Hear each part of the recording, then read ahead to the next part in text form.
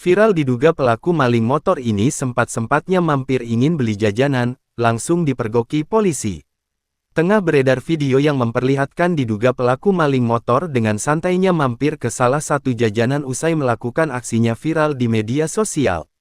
Video viral tersebut salah satunya diunggah oleh akun Instagram Akeong24Jam, CCTV dan @liputan_cikarang. Berdasarkan keterangan unggahan, kejadian tersebut terjadi di Jalan Raya Masjid Ar-Rohmah, Desa Pangongsean Kecamatan Torjun, Kabupaten Sampang, Jawa Timur. Dalam video tersebut, nampak seorang pria yang diduga merupakan maling motor menghampiri pedagang jajanan. Ia tampak mengendarai motor Matic berwarna merah. Namun, pada saat ingin membeli jajanan pedagang tersebut, tiba-tiba datang mobil polisi. Petugas polisi itu pun langsung cepat mendatangi diduga pelaku maling motor tersebut.